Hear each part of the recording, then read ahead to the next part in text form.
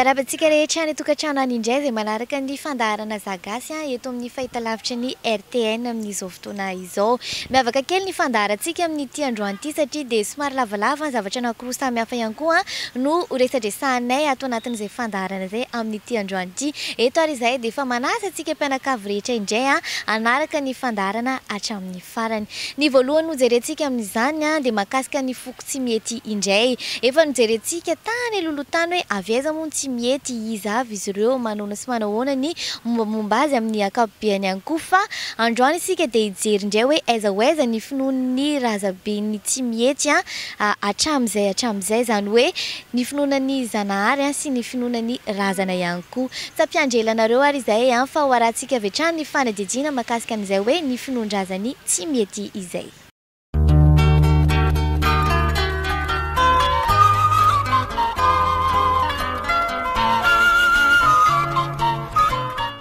Ny finoan-drazana tsy mety. Ny voalohany ho jerentsika amin'izany dia ny finoan'izy ireo any zanahary.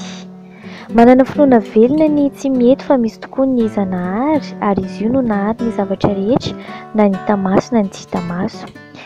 Izy io koa no tsara makasitraka ny tsara tao ary mamaly ratsy amin'izay manao ratsy hoy ny fiteny na fananarana ataony tsy mety amin'ireo olona izay manao ny ratsy. Inoany koa fa io zanahary io dia hery lehibe fa tsy manambatana ka mameno ny toerana rehetra, malala sy mahita ny zavatra rehetra ary tsisy andro ny andohany ary tsisy ihany koa ny andro hiafarany.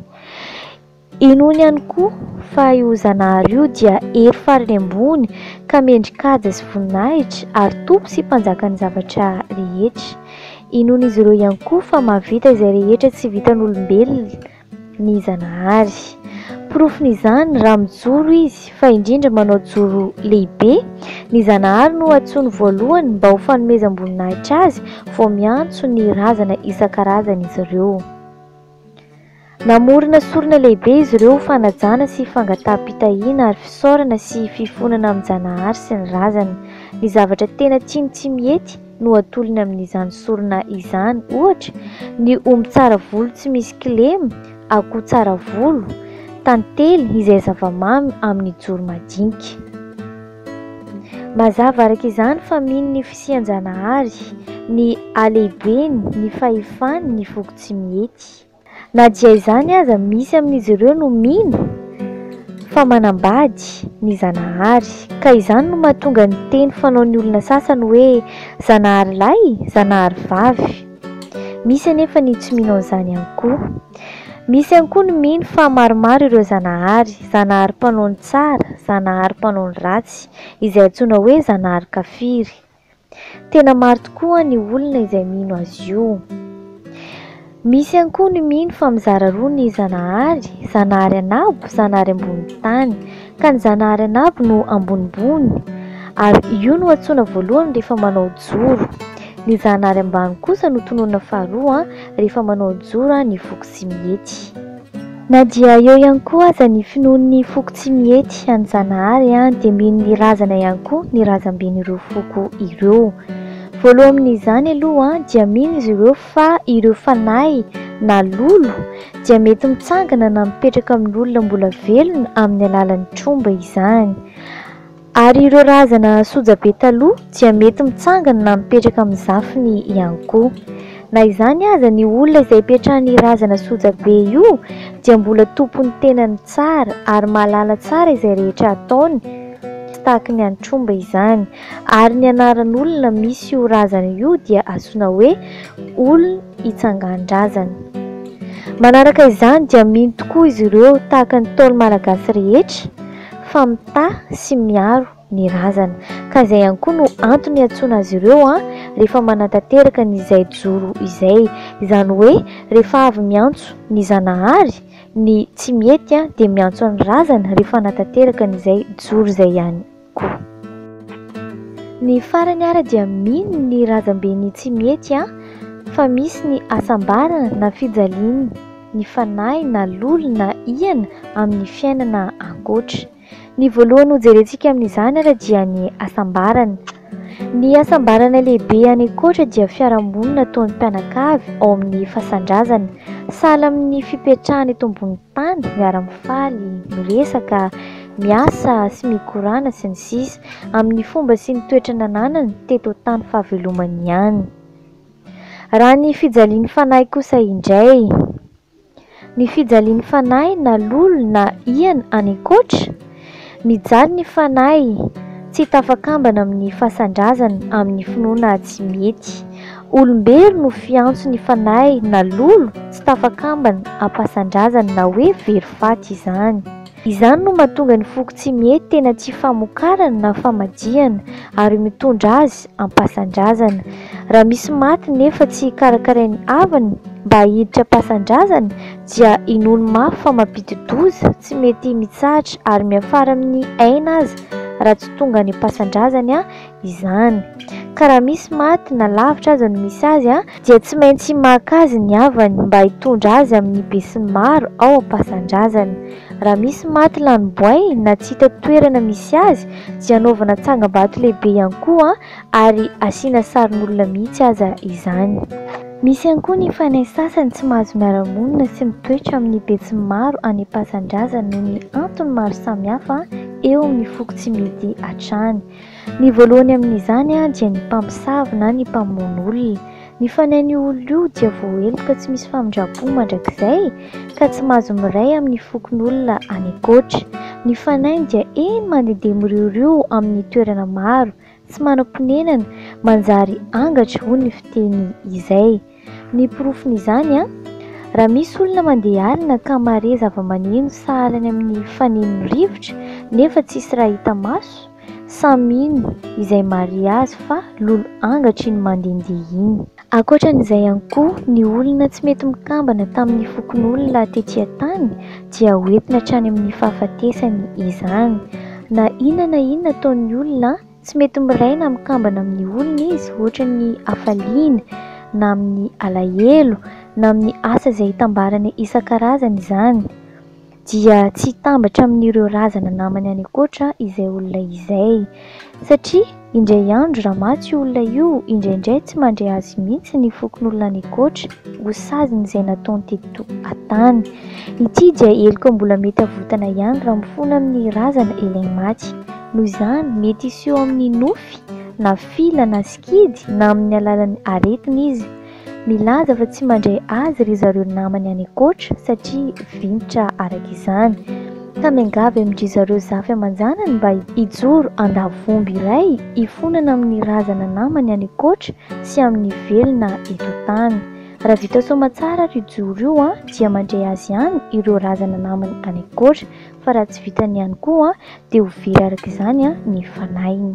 Araka ny hitantsika teo dia hoe mino ny Zanahary izay ambony zavatra rehetra tokoa, ny razamben'ny foko tsy mety, mino any razana ihany koa izy ireo, fa indrindra ihany koa mino izy ireo fa misy ny toerana izay hoe asambarany sy hijaliana ireo razana, izany hoe ireo olona izay efa lasako razana efa maty izany. Izay ihany koa no mamarana ny tapany voalohany amin'ity androany teo anatin'ny fandaharana Zagasy. Hiditra avy hatrany ary isika amin'ny tapany faharoa dia tsinona izany fa toy ny resadresaka izay noentin'ny Monsieur Nourdine tamintsika ihany mahakasika an'izay vintana malagasy izay. Dao ary.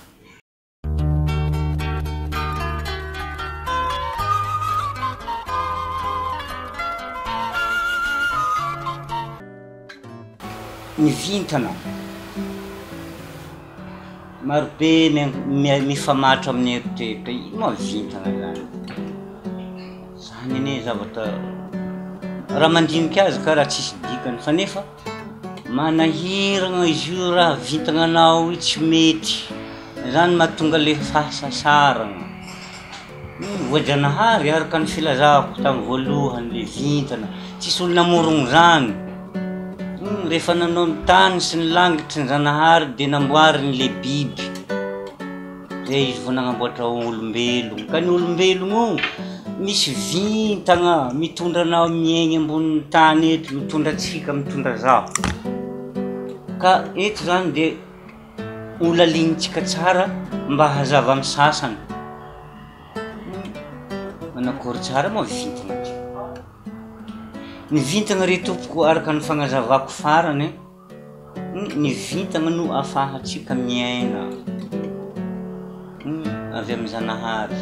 ny vintana no manendry atsika amin'ny zavatra tsara afahantsika mahavita zavatra manjary. Ny vintana no azahoantsika rehareha amin'ity firenena satria avy amin'ny Zanahary satria tsara vintana.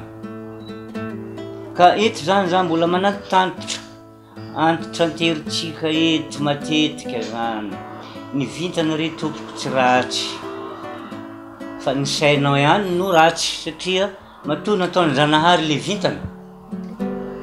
Izy fa nilazaiko tamin'ny voalohany teo, manjono anao salaminao manjono filao agnaty rano io, rehefa hazony ianao hoaniny ataony kabaka. Fa ny Zanahary ndray ianao rehefa hazony amin'le vintana roa lalana, mety ianao ahita fahasoavana, mety ianao ahita fahasahiranana satria le vintana io tsy miala amintsika olombelogno izy io. Ka nolazaiko tamin'ny fotoagnan'izy regny ny vintana 12 isan-taona manaraka volana 12 koa isan-taona. Raha 12 ny vintana 12 ny volana, ka agnatin'io 12 volana io avako misy vintana 12 ao. Ka izy 12 io manana tsiraikiraiky amin'io aby ny olombelogno miaigny ambonin'ny tany na biby aza. Vintana firy vintana raiky fogna vintananao fa tsisy olo manana vintana 2-3. Ino ny zavatra hita? Ny zavatra hita de zao. Olo indrindra moa miteny fogna za mandrakariva raha mbola malagasy atsika aza dia magnalavitry ny fomba malagasy atsika satria overeny izy io rehefa kelikely io tsisy mahay, tsisy mafantatra, tsisy magnambara. Zany no mahatonga ny ologno araiky mivary lavo satria tsisy zavatra fantany. Ny mampahafantatra tsisy, ny mampahafantatra tsy mampahafantatra izy, tsy magnambara izy. Ka manao tao fogna amin'izay zany le zanaka malagasy. Ny antsika zao fa vita, ny taranakanao mbola ho avy ary manakory. Ka eto zany za milaza fa ny famerinako zany dia fanamafisana ohatry zao ny zava-misy. Ny vintana 12 azo atao zany amin'ny teny gasy. Taiza moa nahaizan'ny malagasy zany? Nahaizan'ny malagasy zany iny tamin'ireo razambetsika taloha, tamin'ireo foko antemoro reo tao amin'ny faritra atsimo tao, niaraka niaigny izy reo tamin'ireo arabo mpitady ravinahitra teto tamin'ny tany Madagasikara. Nahafantatra zany izy reo satria ireo arabo reo no miaina tamin'ny fomba amampanaon'izy reo amin'ny maharabo izy reo. Ka voavisavisan'ireo zany zavatra zany satria ny volana gasy atsika gasy janvier izy. Raha janvier ny ianao izy le gasy naka ndraiky izy hotononoko amin'ny maha malagasy anaka. Ino moa volana janvier zany? Volana janvier zany kony vazaha nanao zany. Ka ino izy amin'ny volana gasy? Mbola tsy ambarako anao ito izy janvier zany fa agny amin'ny volana mars ao izy hitondrasako anao voalohany satria io no loha volana malagasy, volana mars. Loha volana malagasy ny volana mars ao izy tsy maintsy manomboko agny atsika ao izy zay vao mikisaka mandeha lavidavitra, mikisaka mandeha aty amin'ny volana zay magnaraka zay. Ka reto aby ozy izy ny volana gasy voalaza. Ny volana gasy ozy izy raha milaza zao ny vazaha ny anarantsika, milaza izy hoe volana mars. Tsy makamaka zay le volana gasy. Volana mars tsy makamaka zany io le mitondra vintana alahamady. Volana avril faharoam-bolana zany amin'ny volana gasy. Makabe zany ozy izy fa tsy hainay avril zany. Mitondra vintana adahoro izy amin'ny olombelogno. volagna meka zany tsy hainay volagna me zany fa zay ty gasy volagna me zany aminay gasy volam-posa volagna fosa fosa ny agnarany vitagna adijaza zany volagna jonaka eka mitovy am'izany fogna sakamasay zany aminay gasy mitondra vitagna asorotana volagna jolay sakave zany aminay malagasy ozy mitondra vitagna alahasato ary volagna agositra zany tsy hainay agositra volambita izy aminay malagasy mitondra vitagna sombola zany ozy aminay malagasy ary volagna septambra ka nahay tsy nahaizanay azy fogna septambra zany fa nahaizanay zany amin'ny volagna gasy asaramanitra asaramembo mo sady asaramembo septambra zany aminay gasy ary ny volagna oktobra agnaran'izany aminay gasy saramanitra ozy mitondra vitagna alakarabo ary volagna novambra ka volagna novambra zany aminay ozy izy vatravatra ny agnarany vatravatra mitondra vitagna alakaosy ozy ary volagna desambra asotry zany izy aminay gasy novambra vatravatra mitondra volagna mitondra vitagna lakaosy ny desambra asotry mitondra vitagna adijady maro raha haigny antomoro hoe tamin'ny tanindreo tao nahay izy ka satria misy magnambara ary ny janvier amizay le tatsika voalohambolagna io atsiha zany izy amy gasy mitondra vitagna adalo farany volagna amizay février vola sira zany aminay gasy zany agnarany février zany vola sira mitondra vitagna lohotsy ka regny moa zany avako ambarambara azy regny satria matetiky sasany mila zara vintagna na ny vitagnanao ara tsy hainao anakory moa hitadiavanao zara vintagna misy sasany monko tsy tiany mihitsy mikasiky vitagna zany tsy mahagaga ndraiky satria efa nivoatra baka atsika ka nariagna le fomba gasy fomban-drazana nefa amy farany any mbola misy raha ilany izy igny regny volagna voalaza teo regny 12 vitagna magnaraka azy 12 miova araka ny daty isan-taona ny rivotra sy ny ora ienan'ny zavaboary tsirairay eto ambonin'ny tany zany mahatonga ny volagna atsika sy ny vitagna atsika ny androtsika lasa maseka satria miova ny rivotra tamin'ny taogna lasa tsy mitovy amin'ny rivotra iaignatsika zao ka ny rivotra zany moa iarahantsika mahafantatra fa ny toe-piainatsika mandritran'izany misy fovany ka ny fovany io no mahatonga le vitagna mikota amin'olo raiky ka tahaka an'iregny moa ny fagnateviagnatsika no raha mikasiky ny vitagna eto misy ohatra tiako ambara raha ny vitagna zany no arahatsika izay hitan'ireo mpagnandro malagasy tamin'ny androny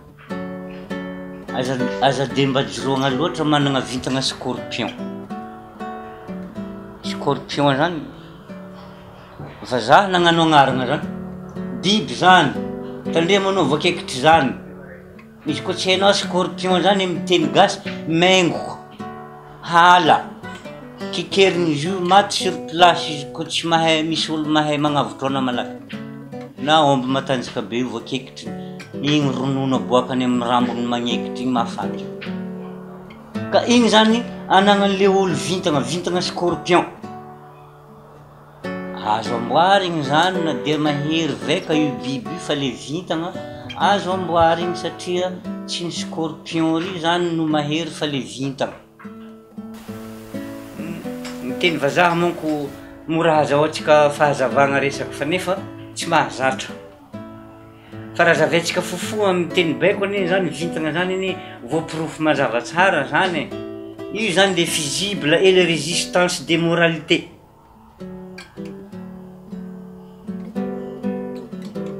zany nafahandre manampahaizagna namorogno scanner afaka misignaly anao izy io mialoha tandre manao rine misy zakahavy agnatony anao re hitany scanner ka io tsy miala amintsika olombelogno vintagna io ana mandre amin'ny ala igny anie matetiky miboaka nofy io anao za mandehandeha agnaty rano igny fa na hoan'ny voay igny nofo mandehandeha nofo mandehandeha tsy tapitapitry igny andeha sisin-drano re kap marigny rano volagny izy igny ne nagnambara nofony taminay zany igny azoko nofonakaly papa za zany nagnonofo na za mitsabatsabaka amin'ny rano re zay le vintagna magnambara anao izy io misignaly anao mialohany zava-misy ary zay no natonga ny mpaminany maminany zavatra ampanofisiny Zagnahary aminazy tante